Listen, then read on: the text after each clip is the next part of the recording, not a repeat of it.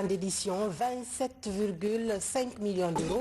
C'est le montant global de 2 accords de financement octroyés à l'éducation, un appui de l'Agence française de développement pour promouvoir l'éducation et l'apprentissage des jeunes en Guinée. Et puis une mission du ministère de l'Agriculture est en train de parcourir des grands bassins de production. C'est pour évaluer les effets de la pandémie sur la campagne agricole 2020. Fodé Camara sera dans ce journal pour nous faire le point. Enfin, débat entre pouvoir public et hommes de médias sur la loi L002 sur la liberté de la presse en Guinée. Se comprendront-ils ou pas sur les principes consacrés par cette loi? Ansoumane Toumarou Camara sera aussi dans cette édition pour nous en parler. Si tu es là pour les titres, bonsoir, merci de préférer la RTG pour vous informer.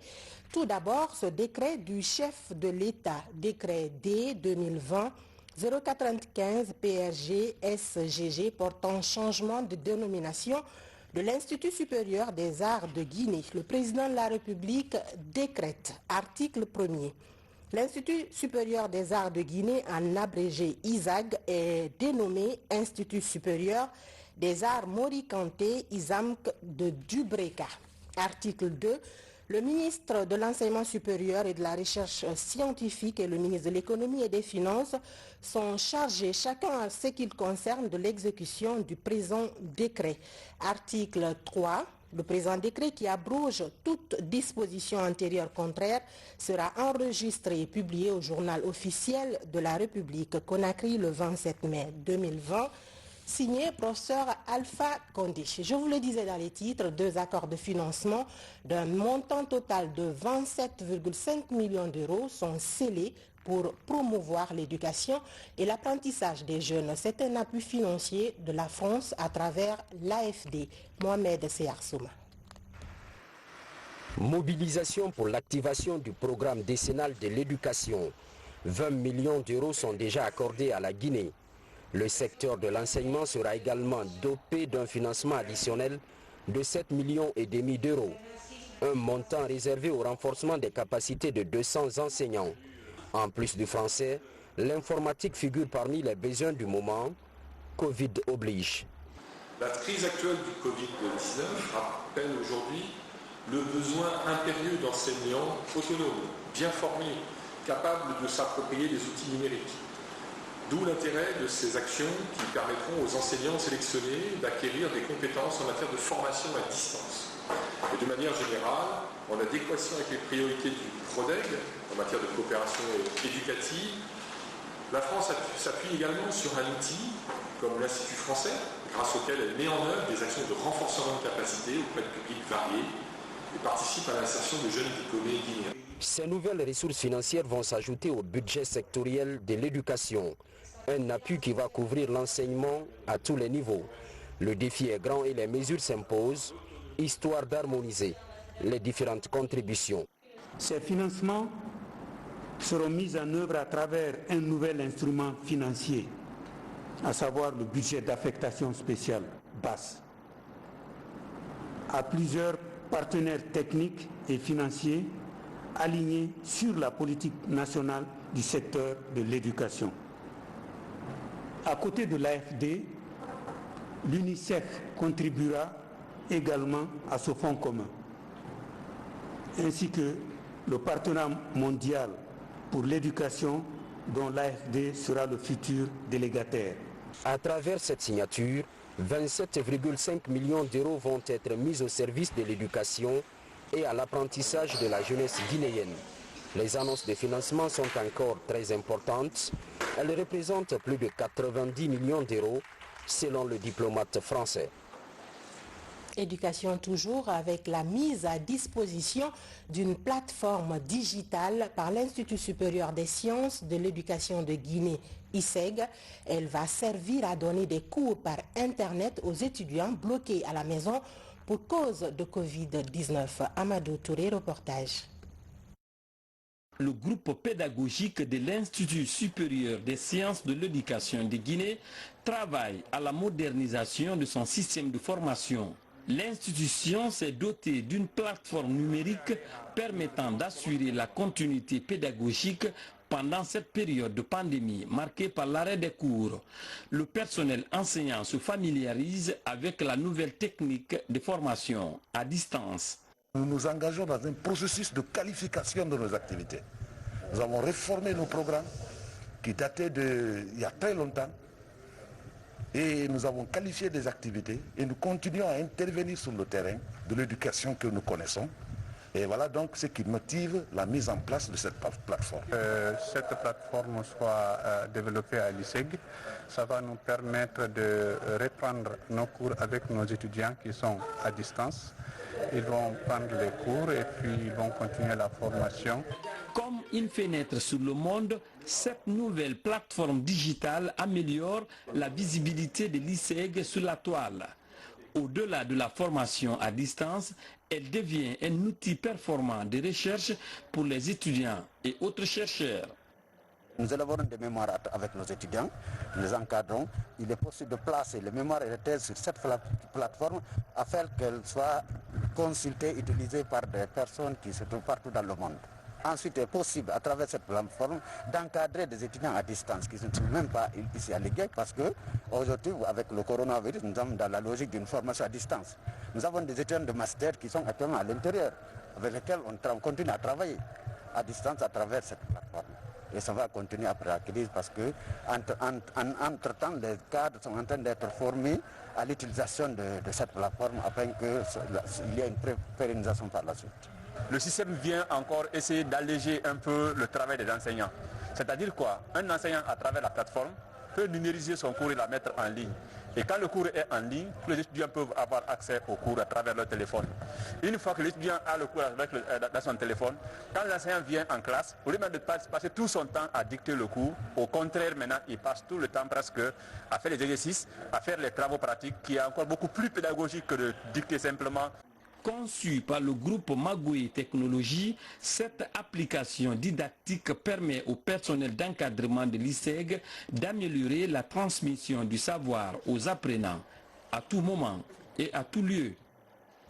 Aucun domaine n'est épargné par les conséquences du coronavirus.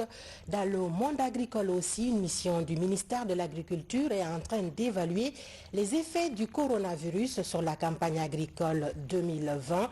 Il est question de trouver des solutions pour les différents segments de l'agriculture, de la production à la commercialisation. Fodé Camara. Grande capitale du monde rural, la renommée de Kindia sort de ses frontières à cause des fruits prisés à l'étranger, comme cette variété de mangue dénommée Kate. Des mangues certifiées, conditionnées, avec des exigences de traçabilité par la compagnie fruitière de Daboya, un district de la commune rurale de Frigiabé. Pour écouler les fruits de leur dur labeur, près de 400 planteurs trouvent des débouchés grâce aux activités de cette unité agro-industrielle. Malgré la passion de ce partenaire français pour la Guinée, le chiffre d'affaires de cette unité est revu à la baisse à cause des effets du coronavirus. Moi, la première fois que je suis venu en Guinée, c'était en 2007. Donc voilà, tombé dedans quand j'étais petit. Et après, j'ai bien aimé le pays. Beaucoup de potentiel, un potentiel énorme. Des gens qui sont vraiment gentils et qui sont volontaires. Donc c'est pour ça qu'on est en Guinée. Alors 2018, on a eu une exportation, une moyenne, en total de plus ou moins 1100 tonnes. 2019, on était à 750 tonnes. Et donc cette année, dû au coronavirus principalement, on est à peine à 120 tonnes actuellement. Comme l'illustre l'image de ces machines qui tournent au ralenti, le business en berne de cette unité de conditionnement est l'un des thermomètres qui permet de mesurer l'impact de l'épidémie sur l'économie rurale. Selon les statistiques, au-delà des planteurs, les revenus des pisteurs et des transporteurs sont aussi touchés. Sans oublier les avantages de plus de 300 employés permanents et saisonniers, un personnel réduit au strict minimum.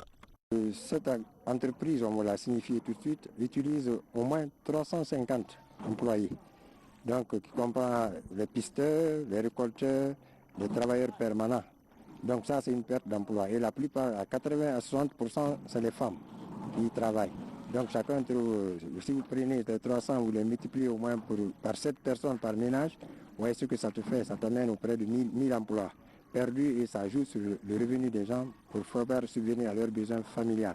Mais en dehors de ceci, il y a deux à trois autres compagnies fruitières qui sont là, qui sont dirigées par des Guinéens, à Koya et à Kindia ici, donc qui avaient aussi une prévision, et la COPEF, la coopérative des planteurs fruitiers, des exportateurs de Kindia, qui devait aussi envoyer 70 tonnes par avion. Et cette année, cette prévision, on ne peut pas la réaliser. Et vous voyez tout ce qui se passe ici actuellement, donc ils ont travaillé en dents dessus. C'est 2 mois d'activité, ils n'ont pu faire qu'un mois. Sous l'instruction du président de la République pour une riposte d'urgence touchant toutes les filières, une mission du ministère de l'Agriculture sillonne les grands bassins de production des différentes régions, de Kindia à Zérékoré, en passant par Boké, Mamou, Labé, Farana et Kankan. Nous savons, quand la ministre nous a instruit d'effectuer cette mission, c'est pour pouvoir documenter le plan de riposte. Et on avait des déclarations, des idées reçues. Maintenant que les cadres du ministère de l'Agriculture ont touché du doigt, ont fait certaines évaluations sur le terrain, je pense que tous ces ingrédients-là permettront au ministère de l'Agriculture de planifier son plan de riposte, son plan d'accompagnement de la production agricole, notamment les producteurs les plus touchés, les producteurs de légumes et de fruits et de pommes de terre, et comme vous l'avez constaté, ont été sérieusement impactés par cette pandémie. Au niveau de la chaîne de valeur des différentes filières, les circuits de commercialisation sont bouleversés. Ce programme multidimensionnel d'assistance d'urgence vise à conforter la résilience du monde rural. Là-dessus, le discours du président du 15 mai dernier rassure les producteurs. Vous ne pouvez pas imaginer la joie qui a animé l'ensemble des acteurs de la filière. Ce n'est même pas seulement les planteurs, mais tous les autres. Le simple fait que le chef de l'État ait parlé d'accompagner, d'appuyer la filière ananas le matin, de la nuit jusqu'au matin, c'était la joie. Tous les planteurs sont venus, on s'est réunis, tout le monde était vraiment content, immensement content de savoir que le chef de l'État pense à nous. Donc c'est pour dire d'abord merci à son Excellence Monsieur le Président de la République, mais il y a des problèmes d'urgence. Les problèmes d'urgence, c'est vraiment ce qu'il faut très rapidement faire, voir comment accompagner notre filière. Vous savez que nous rentrons en plein fouet dans la grande campagne de production. Nous avons des projections pour cette année. On devait faire arriver autour de 800 hectares. Mais vous voyez, avec l'impact de cette épidémie, ça va être très compliqué pour les planteurs parce qu'aujourd'hui, les revenus manquent. Virus invisible, virus imprévu, le coronavirus a affecté tous les circuits de commercialisation et a complètement changé les habitudes du monde rural. Aujourd'hui, la principale équation à résoudre en pleine campagne 2020 est de chercher à rétablir l'équilibre et à répartir sur de nouvelles bases pour sauver des filières porteuses, notamment des filières liées aux produits périssables.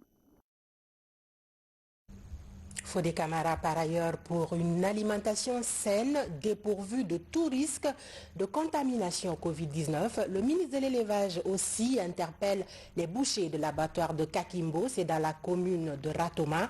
Ces derniers sont invités à revoir les conditions d'abattage des animaux dans le strict respect des gestes sanitaires. Moussa Bangora, reportage. Préoccupés par l'alimentation des populations en cette période de crise sanitaire, des cadres du ministère de l'Élevage se sont rendus à l'abattoir de Kakimbo, dans la commune de Ratoma. Les conditions d'abattage des bœufs, l'hygiène alimentaire et le respect des gestes barrières afin d'éviter la pandémie du Covid-19 sont entre autres sujets débattus sur le terrain. Je vous exhorte à être extrêmement prudents.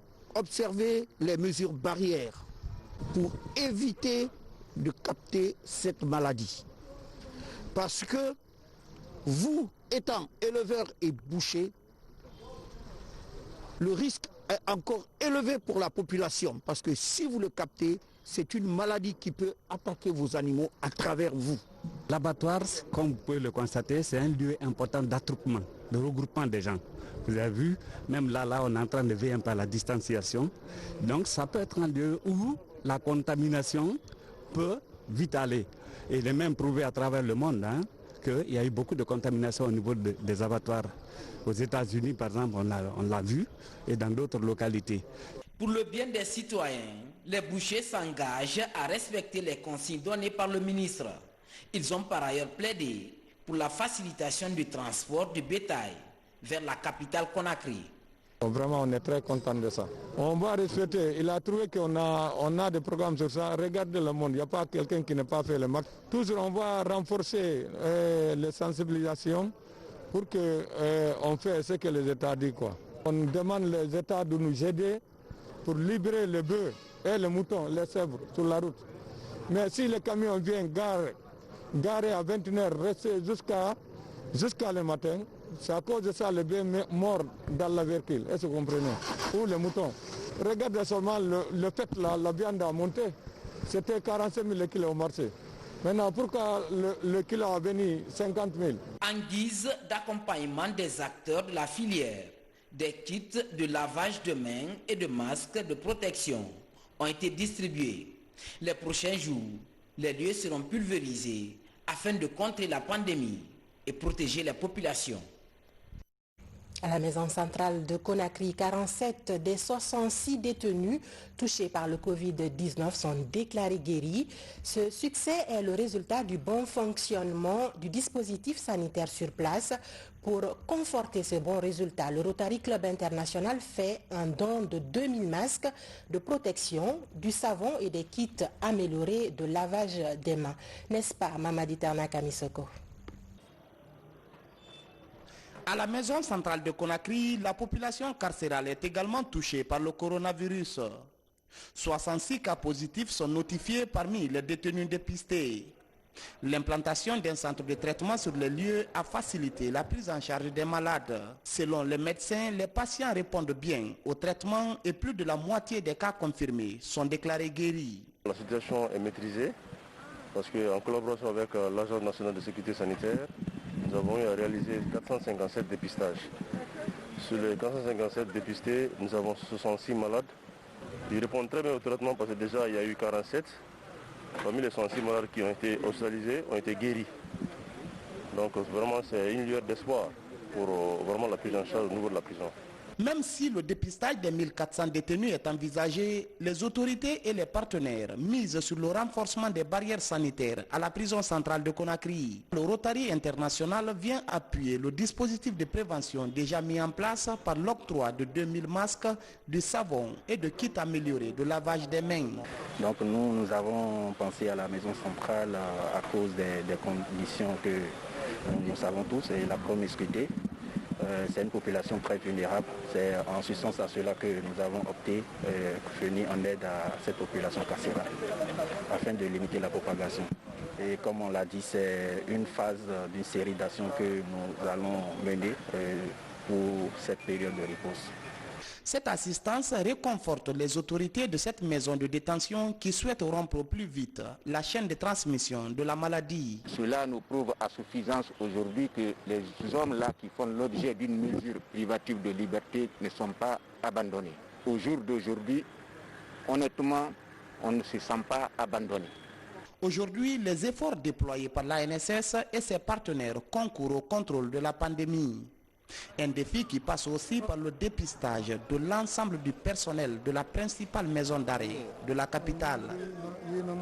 Encore des kits sanitaires, mais cette fois pour le centre d'entraînement des opérations de maintien de la paix de Samoroya. C'est un don du programme des Nations Unies pour le développement pour la sauvegarde de la santé des troupes en déploiement au Mali en cette période de crise sanitaire. Reportage lieutenant Fodé Aboubakar Bangoura, correspondant de la presse militaire.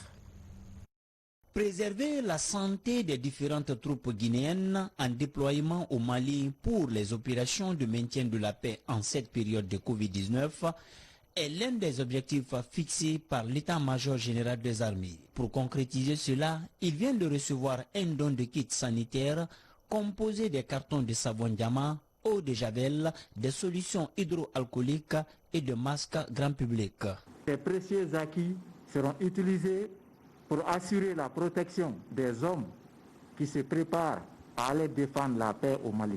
Appuyé par le programme des Nations Unies pour le développement, ce don s'inscrit dans le cadre du soutien des efforts de la Guinée dans les opérations de maintien de la paix. Comme ces contingents doivent aller sur le terrain dans les conditions meilleures pour pouvoir défendre l'intégrité du territoire malien, nous ne pouvons pas rester en tant que partenaire de l'État guinéen sans intervenir pour protéger ces contingents.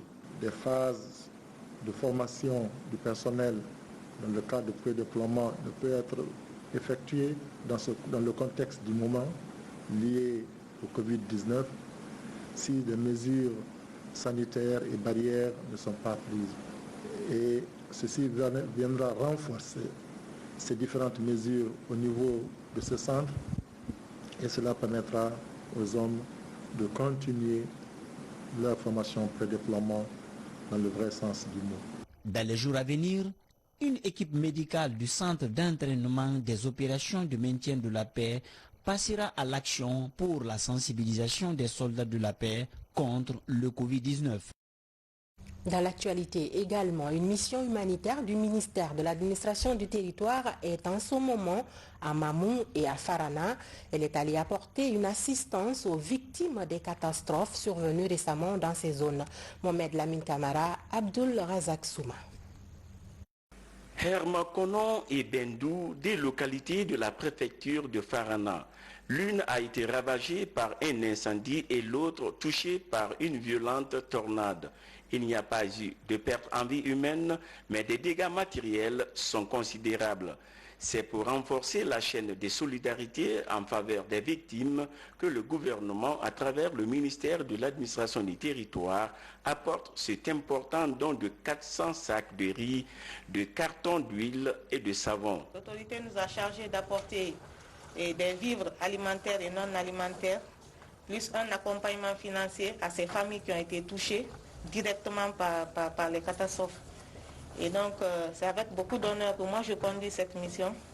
Et c'est le même honneur qui m'anime pour faire la remise officielle du don de l'État guinéen vis-à-vis de sa population touchée. Au-delà de ce don de vivres, la centaine de sinistrés a besoin de reconstruire les habitations détruites par les catastrophes. Face à cette situation, la mission a aussi présenté une enveloppe symbolique destinée aux victimes. Un ouf de soulagement pour les autorités locales de Farana. Tout le monde connaît que le président de la République, le professeur Alpha Condé, est sensible aux problèmes des populations. Et en recevant ce don, je vous donne l'assurance, au nom de M. le gouverneur, que ces dons-là parviendront sans aucun doute aux populations victimes qui sont donc les populations bénéficiaires. Auparavant, la délégation du ministère de l'administration du territoire et de la décentralisation s'était rendue à Mamou, tout comme à Farana. Un don de vivres et une enveloppe symbolique du gouvernement guinéen ont été présentés aux autorités locales. Une assistance humanitaire destinée aux sinistrés de la sous-préfecture de Kenyeko, récemment touchés par la tornade. Pouvoirs publics et hommes de médias pourront-ils s'accorder sur les principes consacrés par la loi organique sur la liberté de la presse en Guinée, ou se résoudront-ils à la retoucher pour mieux l'adapter aux réalités du moment? Ce sont autant de questions qui sont encore sans réponse et qui sont actuellement en débat. En attendant, notre reporter Ansouman Toumani Kamara s'est penché sur les atouts et les faiblesses de la L002 sur la liberté de la presse en Guinée. Suivi. La loi organique L002, avec ses 187 articles, est le référentiel des activités des médias en Guinée. Elle a été révisée en juin 2010 par le Conseil national de transition. Cette loi s'invite dans des débats entre pouvoirs publics et hommes de médias. La nécessité d'une éventuelle modification de la loi sur la liberté de la presse s'oppose en Guinée. Aujourd'hui, nous avons pu observer à la pratique que cette loi commence à atteindre certaines limites. Le fait, par exemple, que de nouveaux modes de communication ne sont pas pris en compte par cette loi. Il s'agit notamment des web TV et des web radios que la loi 02 sur la liberté de la presse n'a pas intégré. Le mandat de la HAC est arrivé à expiration. On doit renouveler les commissaires de la HAC et bien entendu élire un nouveau président. Il se trouve que l'organisation syndicale de la presse privée souhaitait bénéficier d'un représentant parmi les commissaires de la HAC. Malheureusement, la loi, dans sa mouture actuelle, prévoit que seules les associations professionnelles de presse peuvent désigner des représentants pour être membres de la HAC. Le terme association professionnelle de presse qui fait l'objet de débat là-bas a un sens générique qui désigne à la fois les organisations patronales pour les propriétaires des médias, donc les patrons, et les organisations syndicales pour les employés que nous sommes. Donc il n'y a pas de débat à ce niveau, le syndicat a bien sa place à la haute autorité de la communication. Dans son article 1er, la loi L002 donne libre cours à tout Guinéen de disposer d'une entreprise de médias. Un article mis en cause aujourd'hui par certaines associations de presse. Selon elle, la Guinée, dans sa situation actuelle, a besoin de médias de qualité animés par des professionnels libres, compétents et responsables. C'est surtout le statut du journaliste. Qui doit être journaliste, qui ne doit pas l'être.